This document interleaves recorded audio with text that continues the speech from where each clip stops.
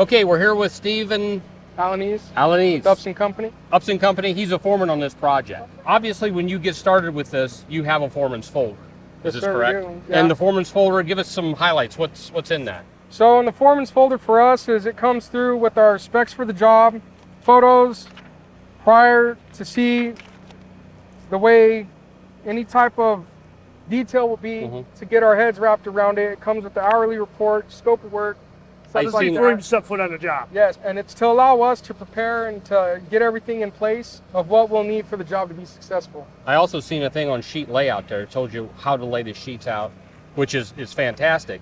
Now, who prepares this for you? Is it the superintendent, PM, your estimator? Estimators, salesmen. Estimators? Okay. Yes. All right. Prior to the job taking place, we go in, meet with them. They go over expectations, anything that they see when they walk through to bid a job. So it's to help us succeed in our job as far as the production and making sure that the customer's happy. There's a lot of times that a foreman does not have that interaction with the estimator, and that's huge. It really is. So you know both of you are on the same page. Yes, it right.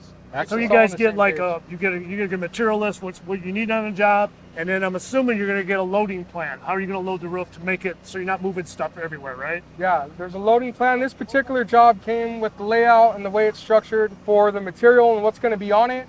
It came with the plan in order for us to move and how we could load the roof. Yes. So and every plan is different. Yeah. So you that's how you prepared so you maximize labor for the job, so you're not wasting labor, right? That's right. Let me ask you this: on this job, did that plan work out?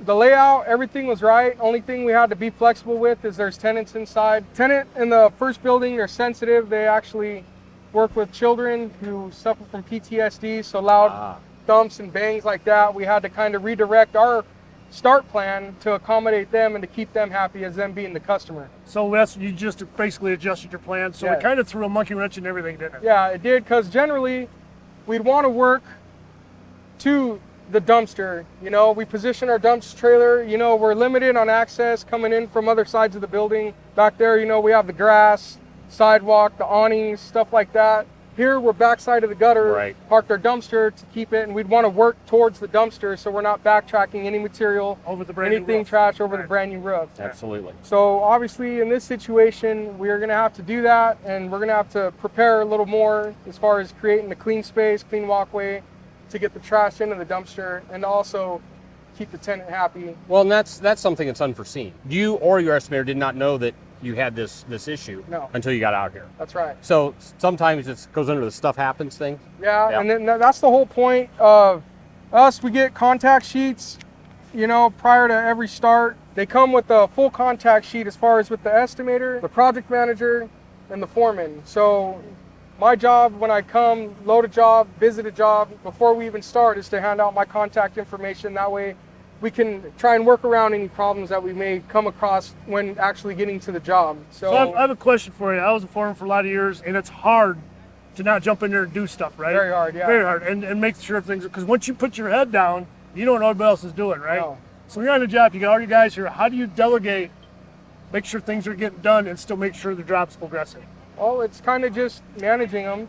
And I got to transition from a worker into supervisor and to inspect what I expect. What I'd expect, I got to make sure that they're doing on a job, and just kind of leaning over them. Yeah. So you've been a foreman for 2 years. Yes. Is it what you expected? Is it more work than you expected, or more mental than physical? It's right? Yeah. It's as far as like focusing on one detail on a curb, 4 corners and a pipe. I'm focusing on a job overall. If production slacks, it's because I'm slacking, you know. It's because if my guys can't work in front of me, then I'm not seeing what we need. Well, and the front office is not going to yell at your guys. Who are they going to be yelling at? Yeah, they'll talk with me. Yeah, they'll have a talk, right? Yeah. So on this job, we're working on, we're progressing. Is there anything else you do different on this job?